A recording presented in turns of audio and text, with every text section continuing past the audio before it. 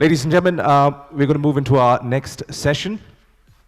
This next session is going to tell us that it's not that bad after all. Let us hear from the leaders mature, large GCCs about their organization's transformation journey across people, processes, and technology. I'd like to introduce our speaker this morning. Mr. Shail Khiyara is the Customer Experience Officer at UiPath, a leading enterprise robotic process automation and AI platform that automates millions of repetitive, mind-numbing tasks for business and government organizations all over the world.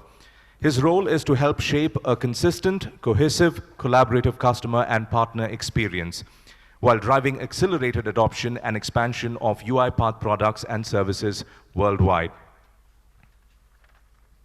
Ladies and gentlemen, please join me in extending a warm welcome to Shail Khiyara, Chief Customer Experience Officer, UiPath, to introduce the panel and set the context for the next panel discussion. Good morning. That was a very interesting session. I'm here to tell you that the threat in your organization is not people. It's actually an opportunity to automate and increase the opportunities that your organization has with the people that you have in your organization. What I'd like to do is invite the panel up. If we can come in and be seated, then we could start the conversation right away. So Sajid, Tanmay, Sanghamitra, if you can join me, please.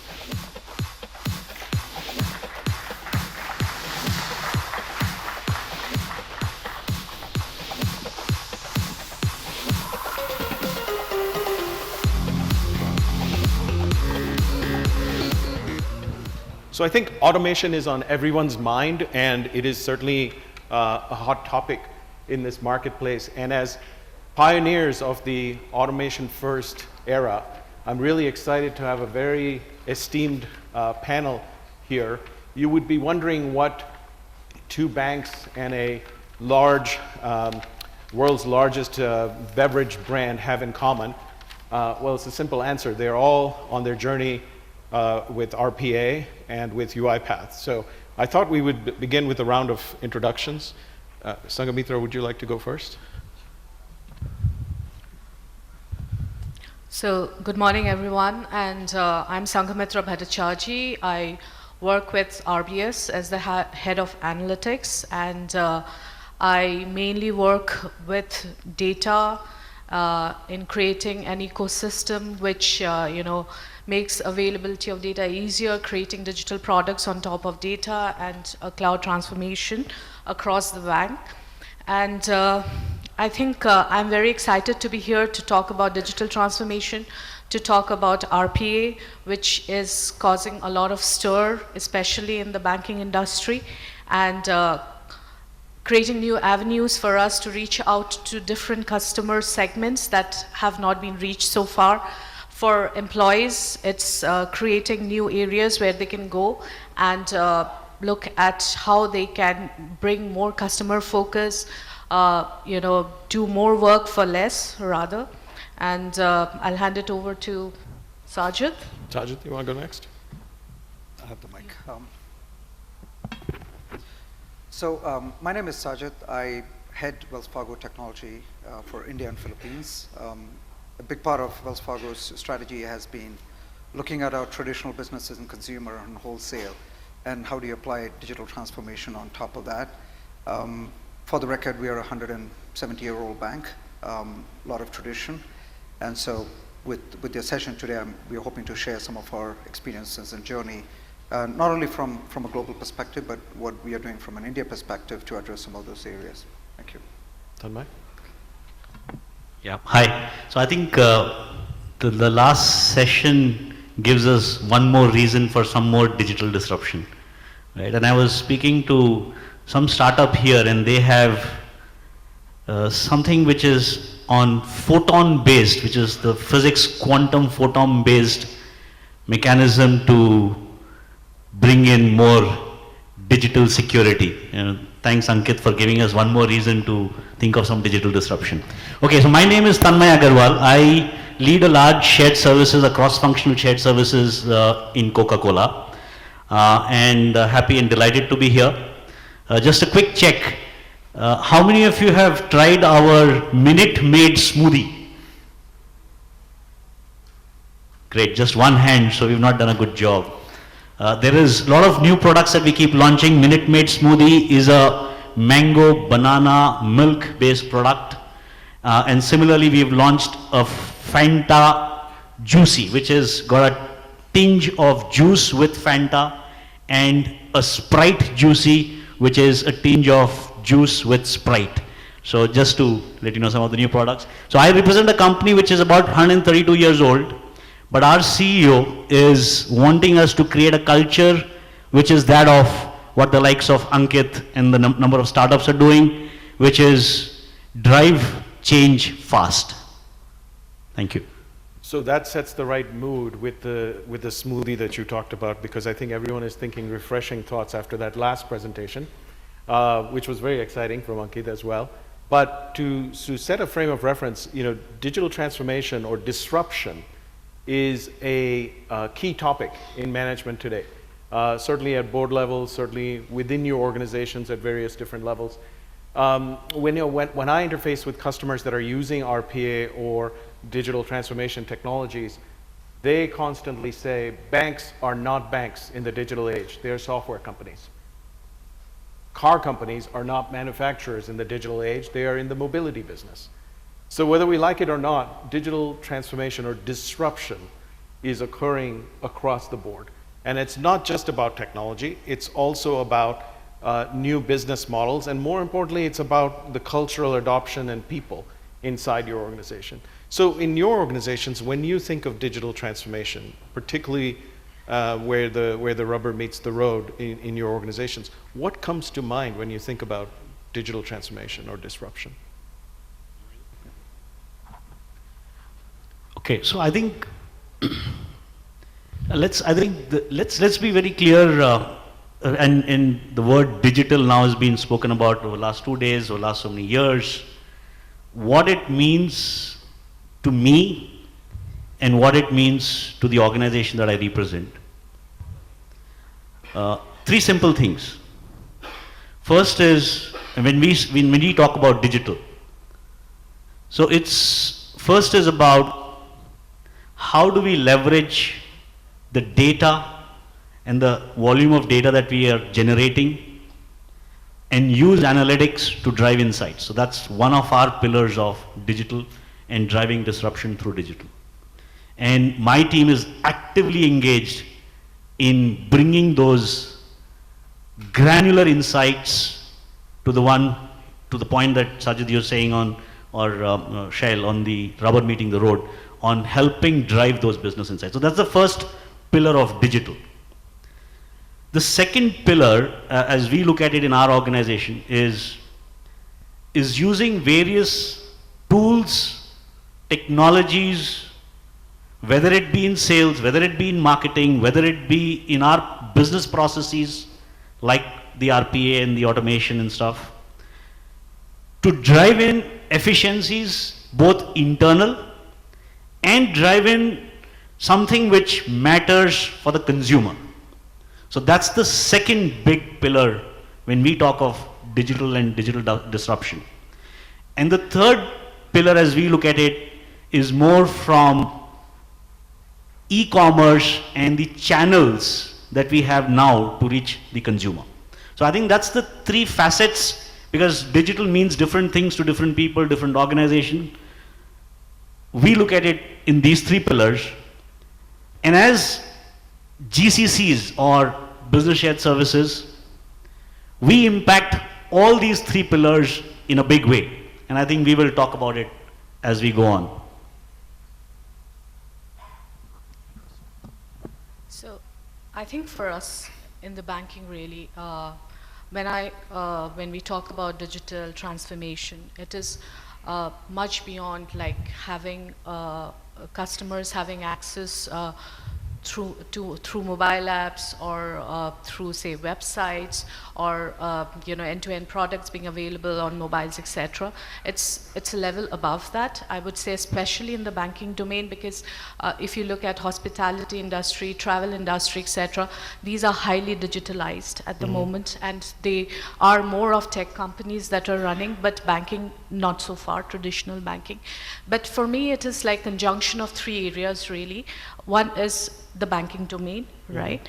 The other is technology, and the third is the data that comes along. And when these three things really, there's this sweet spot, and that is when you become, you can drive innovation, you can be agile, you can be responsive, you can be more customer focused, meet customer demands. So that is the space that I see is the point where you really have transformed yourself digitally, and you're able to use data and technology to address your customer needs. And it does not need to be a new product, etc., because innovation is not just about products, it's about creating new space, reaching out to new customers, etc. And I think of late what has really happened, the challenge has come from the smaller fintechs which are really emerging. And just going by some statistics, in last year, the fintech funding had really doubled from the previous year.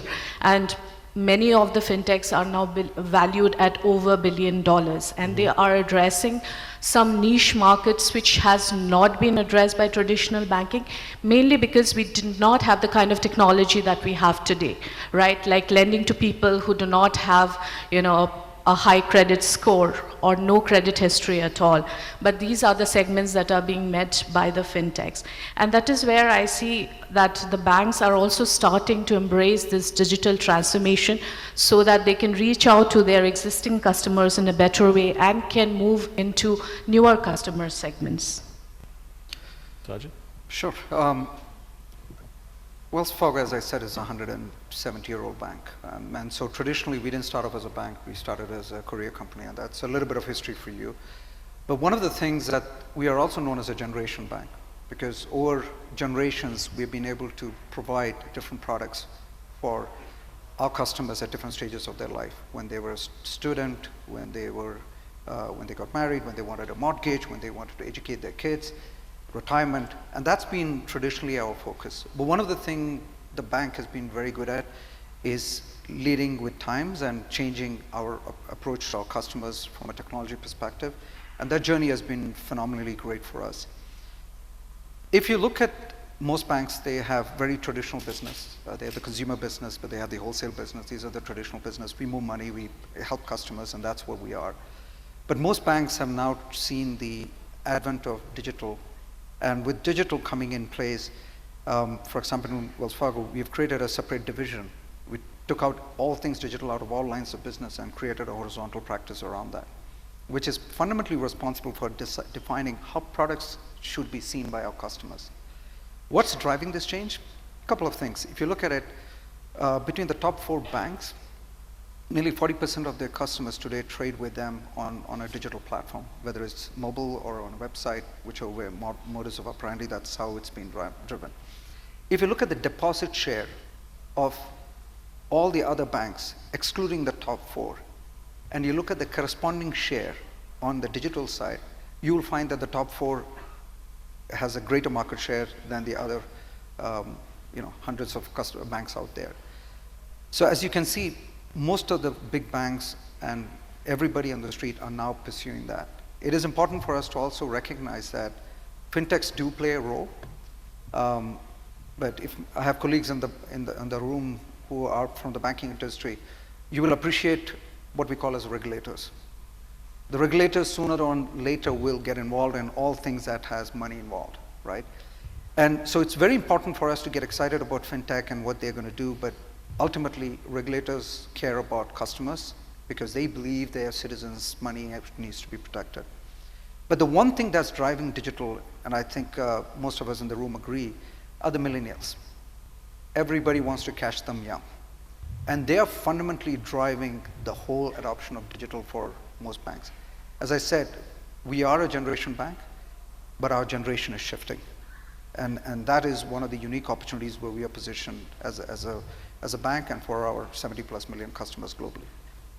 So that's interesting. All three of you mentioned the customer that is driving, in many ways, digital, and you talked about the employees within the organization or the consumers of your banking services, particularly millennials.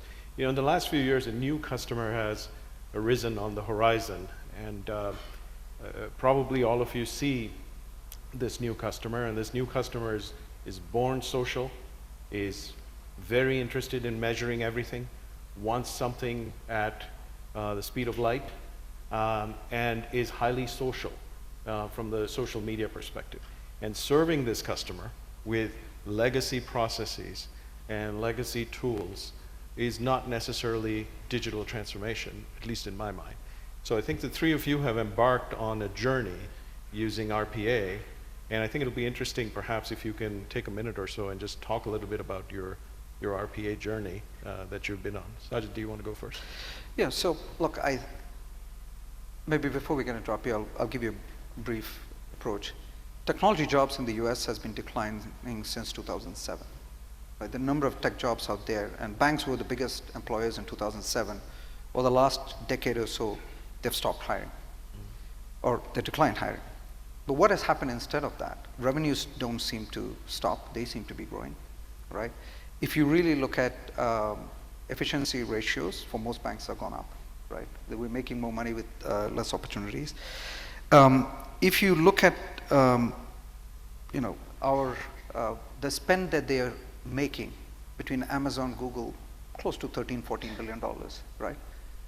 The banks are not far behind. Everybody's equally spending on that kind of money. But the reason why everybody is trying to do that is because of the disruption that we are seeing in the marketplace by and large. So from an RPA journey, our journey with RPA, and by the way, RPA is not mainstream yet. It's still what we call as early adoption because everybody is carefully treading into it. But it's catching on pretty quickly in the bank specifically. We are not using that. We are using that largely as a quality control and more to improve our security posture. So where human operators are involved in making decisions on the fly, the good news is RPAs don't tire. They will execute as they were told millions of times without making any mistakes. So for us, it is more a quality control, and that's where our journey around that has been. We're finding it very quickly in our middle offices. We are finding it in our call center side. Things are picking up, but we also are extremely careful because when things go wrong, regulators like to know who's responsible. And we really cannot present a piece of code in front of them to say, this code was really responsible for that. So as banks, one of the things we are also doing is, as much as we want to adopt this technology, we are also being careful about applying where it is. So for us, it's an early adoption case. It holds a lot of promises, especially when we have a lot of legacy applications where we don't want to spend money building features into it. And RPA gives us a path out to ensure that we can have them exchange data without really compromising on the fundamental structure of the controls that we have built around those applications. That's been a little bit of a journey. So for RBS, I think we've been going through a transformation, and a big part of that is definitely digital transformation. And two things stand out in that. One is the use of data and AI, and the use of automation. So these are the two pillars that are really driving our transformation journey. So there is quite a fair bit of, I'd say, focus on adopting automation and across, like, wherever possible. And to Sajid's point, I would say I think the early adoptions has really been where you can reduce errors, or it's a very repetitive task and has to be done over and over again. So you pass it on to a bot, have a bot do it. Whereas there's the people who were working on that process, they're not doing a repetitive non-value add work anymore. They are doing something better. They have time to focus on some better decisions, some making other process improvements, etc. So we have both attended bots and unattended bots, but I think right now, because we are really at the early phase starting with a few bots. They're mostly attended ones, and as we progress, we'd look at unattended and how things pan out, etc. So that's really been, I would say we have started our bot journey, and there is a lot of focus on automation across, and it's a step-by-step process that we are doing. So mostly what we want to do is, make processes error-free, right? Have a faster turnaround time, where there's a lot of backlog, etc. If some of the work can be thrown through a bot, it becomes much faster. So eventually it leads to better outcomes for our customer. So RBS, and I would probably just repeating it again and again about customer focus, because that's one of our core values that we have, that we want to focus on the customer and build our processes, our technology systems around how it benefits the customer and gives a better outcome. I want to come back to this customer focus aspect, but before we go to Tanmay, just one point on the views from two banks. It's interesting because RPA has the highest adoption in banking and financial services. So I would say from a mainstream perspective, to your point, individually it may not be mainstream, but I think from a vertical perspective, it certainly is in banking and financial services. But interesting to hear your thoughts, particularly in an environment that may not have as much exhaustive regulatory aspects. What has your journey been like? Yeah. Yeah, so I think before I get into the RPA piece, because RPA is one of the technologies, as we say, from a digitization journey perspective. There are various tools, as I said, from a sales perspective, which is the Salesforce automation, or from a consumer perspective, where we're now trying to work with a vending machine, which is not here in India, but in US, where if consumer needs to have choice, how does he get from a 4 fountain machine to 150 options to make his own drink, the way he wants it, the way he likes it. So it's all about consumer choice and meeting that expectation. So there is technology being applied in various aspects. From an RPA perspective, I personally believe that it is now quite mature, because yesterday when we were hearing ANZ Bank, he spoke of 3,500 bots. I mean, that's phenomenal. So I think, what the new metric that we have started, so all of us measure gender diversity, right, in our organization. So we've now started looking at what is our digital diversity, how many digital workforce do I have. I am trying to put a roadmap which says that if I'm today at 0.1% or 1%, how do I get to maybe 5 and 10 and then 15? So that's one part of the journey. Because I think this piece is now mature. It's not about disruption. It is how soon are you doing it, how fast are you doing it, how soon are you scaling up? I think that's the question. It's not about are you doing RPA or not doing RPA. I think the disruption is more now about, if I can think of blockchain completely disrupting my accounts payables and accounts receivable and creating a new paradigm by itself, not really just automating one part of the process, because that's now routine and hygiene and expected to be delivered. So I think that's where we are, and we're wanting to scale up not just here in India but across the geography through a competency center that's based in India and helps drive that for other geographies. So that's what we are trying to do, which is including building skills of our people in this space. So it's interesting. Would you agree that disruption is a norm, as Tanmay is Look, I sharing? think, yeah, no, let me go ahead. Banks in the US have about 85,000 branches, right? There's a branch for every 6 people in a household. I mean, there are 6 branches for every 1,000 households in the US. But banks have been traditionally the way you acquired customers, you acquired deposits, you sold products, and so on and so forth. With digital, one of the big challenges we also have is, what do you do with all those real estate that you built? We have a branch almost in every state, in every city, everywhere, 85 million square feet, just us, 4,000, 5,000 branches. If you look at between the big 4, there are about 20, 25,000 branches between them. And so one of the things that as banks we are also using, and I don't want to use AI to an extent because AI has very great powers, etc. But right now the industry is moved into RPA, which is very quick early automation, There are a lot of organizations now pursuing machine learning and so on and so forth. But allied with machine learning and bordering AI is virtual reality, augmented reality. The question is, what do you do with those branches? Now the branches innovatively are being looked at to see, as customers walk by in a remote town in the US, if there's a customer who wants a good wealth advisor, we don't need to put that wealth advisor in that town anymore. That wealth advisor could be in Des Moines or any of our operating locations, and we could give that customer the best financial advice that they need. Those are some of the design thinkings that we have to do now, and much of the generation that we have employed, and this is where I think India is in a very sweet spot because of the workforce and the early workforce that we have here.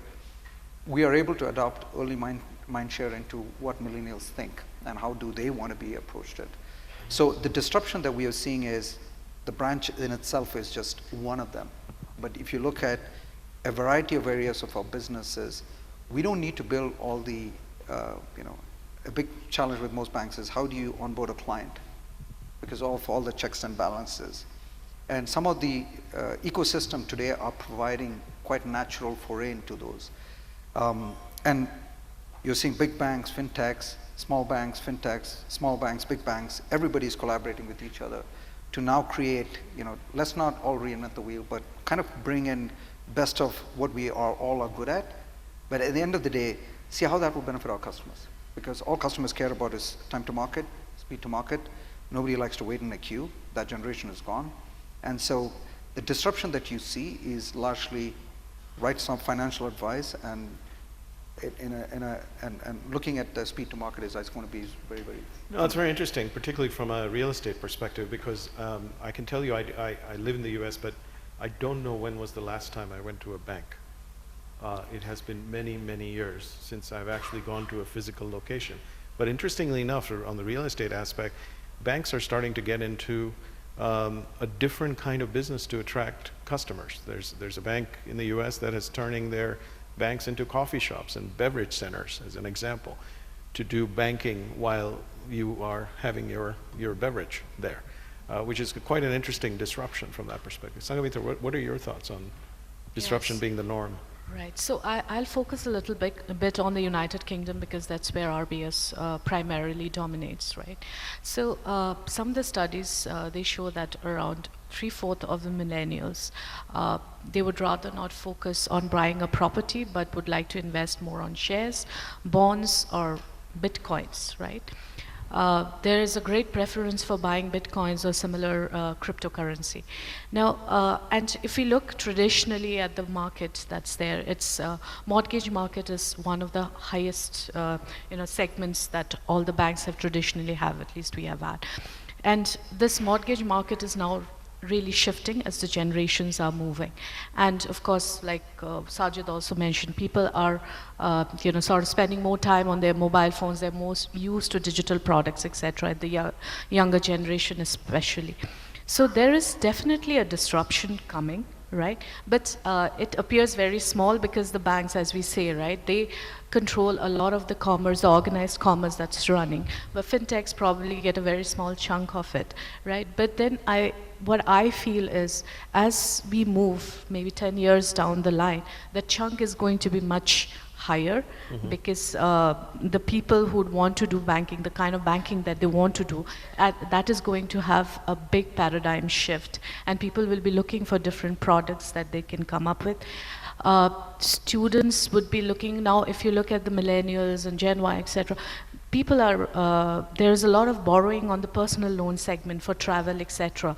So they are spending, they are borrowing money, but they're spending it in non-traditional instruments, right? So that is where the disruption will come slowly, and that is what I think probably all of us need to prepare for. And from an RBS perspective, I think what we are looking at is we are looking at creating a digital-only bank, right? So which is sort of separated from the core banking. It works as a separate digital challenger bank, and and like Sajid was mentioning as well, the banks are taking different ways of doing it. There is collaboration, or with fintechs, or there is acquisition of fintechs happening, or building whole new digital divisions which are catering to this particular market. So that is the change that I see is coming, and that is how different people are responding to the disruption that they really see. Yeah, I think in many ways the change is already here in most instances. I think disruption is happening as we sit here and discuss this. I think the future of disruption is here. It's just maybe not evenly distributed just yet. But with disruption comes interesting aspects of what you can do with talent within your organization, right? So we have this premise of an automation first era, which is a bot for every human being, and we aspire to do that. But I think what's interesting about this disruption, and by the way, this is not the first such disruption that we have seen in this market, right? Automation has been around for years. This is probably the fourth wave of automation that is occurring and causing perhaps some concern as we let go of certain decision-making abilities to automation using AI and RPA and other technologies. And human resilience is always to rise above. I think there's a little bit of a fear factor on what is that next level that humans are going to aspire to. And part of that is already happening with automation, particularly with talent augmentation inside your organization, right? There are talent wars out in the market to get the best talent, but then there's also opportunity to reskill talent in your organization. Are you seeing that in your organizations today? Yeah, I think very much, Shail. So I think couple of things. So from a talent perspective, the way we are looking at it is both build in-house talent and also kind of buy talent, so which is source talent from outside. So we have a virtual reality specialist in my operations in India here. A virtual reality specialist. Now, the task that he is working on is how can a machine which I have imported from the US or Germany, we pay a lot of money for engineers who come in when a machine breaks down. How can this augmented reality and virtual reality be used for a machine working in our plants in India here, and someone sitting in the US and Germany is kind of managing, monitoring, and the technology is evolved there. So we are buying that talent. It's very difficult to build that talent. Similarly, we have a completely digital factory in one of our plants in Gujarat, which is like 1/10 the number of people that you would see in any other typical bottling organization. And that digital factory is working very closely with a partner on IoT and using the data that is being churned out from the machines to work on this. So we are trying to build some talent in-house from an IoT perspective. So the way we are trying to build this talent is, so we went through some pieces of research, and I know many companies are already in their journey on this. So there is like this 30 technologies which has been identified by McKinsey as the technologies of the future. So we picked and chose about 15 of those as the phase 1 set of technologies, and said that we need to have a framework around which we understand those technologies. So we have a framework, and that framework is something like this, which is creating basic awareness about what that technology is, what it means, how can it be deployed, what's the science behind it. So every month we have an expert, whether in-house or an outside expert, and there is no dearth of experts today, who come in and teach that technology for a short while. And we have a ranking, a scoring system where someone, and there are 60, 70 of my team people who attend those programs, and they get on a 0 to 10, 2 out of 10. The next phase is, if they are interested in that technology, they do some more courses, and there are enough courses which are available, whether Coursera or the EdTech and others, and they get 1 additional point. They get 3 out of 10. Mm-hmm. The next phase of that is they start thinking about where they could deploy that technology in the organizational context that we have.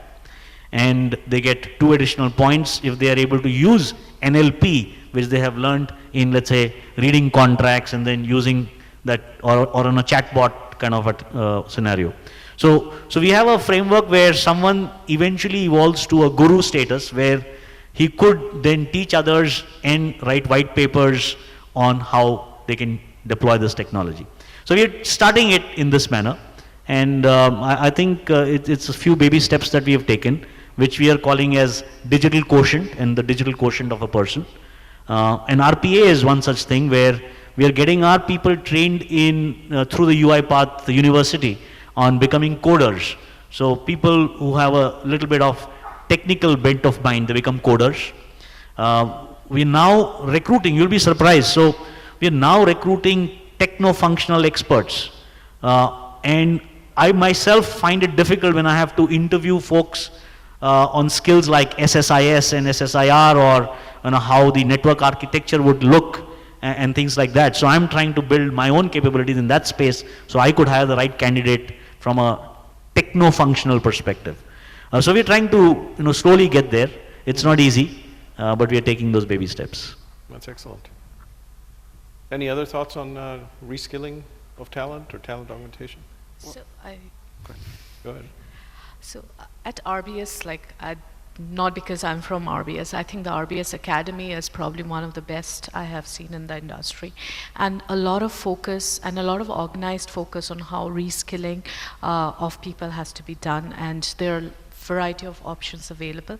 But what is really very fundamental to the approach is that we look at what the bank is going to need, say in the next 1 year, next 2 years, next 5 years, and reskill people on those technologies, right? So right now, say the focus is on cloud, the focus is on AI, the focus is on automation. So it also sort of separates the hype from the truth, like say blockchain, right? Everybody is not going to create a cryptocurrency, so you don't need everybody to be trained on blockchain and create a cryptocurrency. But whereas data usage, everybody needs to use data in their work, be that person from HR or any other support function, or from the core banking functions, right? So there's a lot of stress on how data will be used. So just to give an example, we are doing a cloud transformation program, and apart from technology, the only other non-technology group I'd say is the Data Academy, which runs parallel and works with all the technology vertical horizontals, and say, what are the technologies that you're going to bring to the bank, and what is the curriculum that we need to create so that when our staff starts using this technology, they are all skilled to the sufficient level and they can use this technology. So that's the focus and how we are preparing the bank to adopt and embrace and work effectively with new technologies. I'll give you a different perspective. So one of the opportunities that you have is, rather than bring in people in en masse, a big thing that banks are now doing is hiring very deep technical talent. The opportunity right now is, rather than look for a team of 15 developers, go ahead, fire outstanding developers. And the opportunity of doing less with more, and I know it's been spoken many ways, but one of the goals that most banks are now leveraging in this marketplace, and fairly aggressively, is by hiring very strong talent. What ends up doing for the banks are, you don't need to hire 2,000 people to do processing type of work. That in itself is a huge opportunity. And in countries like India, if you look at it, if you go to the IITs in what I call as a December hunting season, you'll find a lot of banks and financial institutions are there because we want to hire, everybody wants to hire the best talent. So that's one important data point that we have to look at. It's not about losing jobs or not. The jobs in the future may not be your standard processing jobs. The jobs in the future are for people who can see different parts of an organization and how they can interconnect those dots and find solutions for that.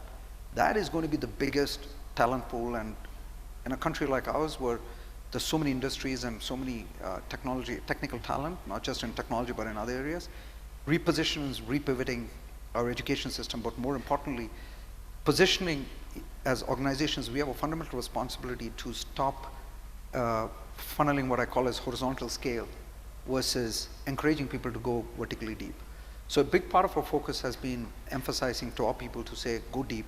And just for the record, the head of technology now sits on the board of Wells Fargo, right? He's in the operating committee and he's responsible, and a big part of the emphasis most banks are now doing is they've understood technology is important, but everybody is going after the top talent.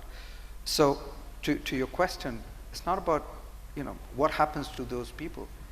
I think as those opportunities open up, they probably will be automated away, either by using RPAs or machine learning. And if you take AI, and many people talk about AI, having a chatbot is not just AI. There's a big misnomer in that, right? If I have a chatbot, I'm on AI. AI is, when you're talking to a customer, a great example of that is the customer wants to get out of doing business with you. That AI can stop that customer from stop doing business with you, right? By giving them a counter offer or making that judgment call, considering their credit score, considering their past payment histories, and how important they are as a customer. That's when AI really kicks in. We're probably in 5 to 10 years away from really seeing that, but you never know at the pace at which it's going. But I think one of the biggest emphasis, and I leave with this final statement, technology is all about maximum machine, minimum human. Honda is the opposite. If most banks and organizations have to do that, you need to have maximum machines. That's the only way we will have a safer, better customer experience in the future. That's my honest view on this. No, I completely agree. So I think what we have heard is reskilling is important. What we have heard is disruption is here, perhaps moving in a slow fashion. What we have heard is it's all about the customer, it's customer experience that drives it. What we have also heard is that it's the needs of the customer, particularly the millennials that you spoke about, that's also driving this disruption. One of the most overused terms that I've come across is this concept of remove the robot from the human. Many of you have heard this term, and it's been spoken of many, many, many times. It sounds too surgical to me to remove something from a human. It's more about, in my opinion, it's how do you humanize the robot inside, and how do you actually take some of those mundane tasks away from people to be able to reskill them and make them rise within your organization. So let's close on this last question that I have around the future of automation, right? When you think about the future of automation, just in 10, 15 seconds, if we can go around, what comes to mind? What would your views be when someone says future of automation? What does that mean? Yeah, as I said, I think this is now soon going to move to a metric which is digital diversity.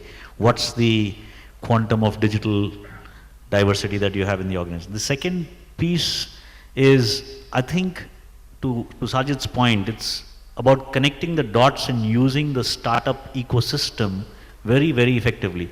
So even when I speak to the multiple startups that are there, they're working on very cool stuff, new technologies.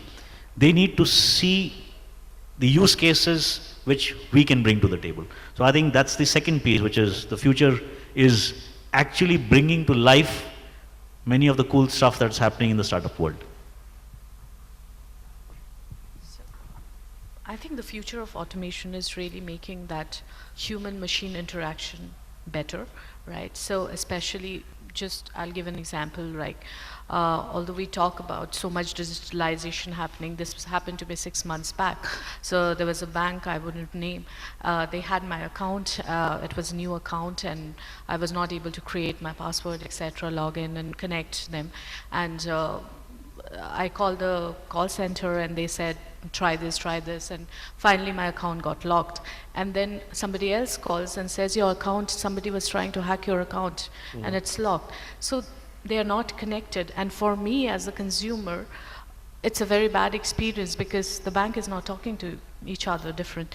So this friction, when it gets reduced, right? When I know the organization or company I'm interacting with, or the process or product understands what I need, right? And can make intelligent decisions on my behalf. That is when I think we would have reached the automation goal, that I'm interacting with the product and it understands what and anticipates what I need. More personalized customer experience. All right, Sajid. Yeah, I won't take credit for this term, but a colleague of mine 2 days back, he quoted this example of intuitive omni-channel experience. It's when you talk to your bank or utility company, you won't know the difference whether you're talking to a human operator or a robot at the back end. but that will be your best experience that you will have. To me, that would be the transformative that you will see in the future.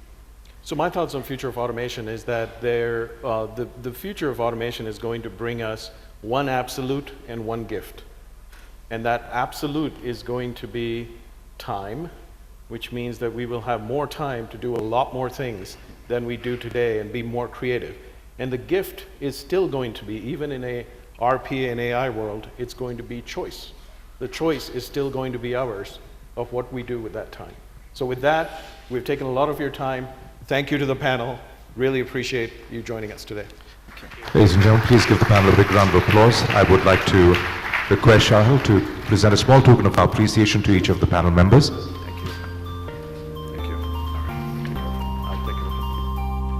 I'll share it with them. And we have a small token of appreciation for you as well, Shail. Thank you so much for chairing that session. Thank you very much indeed.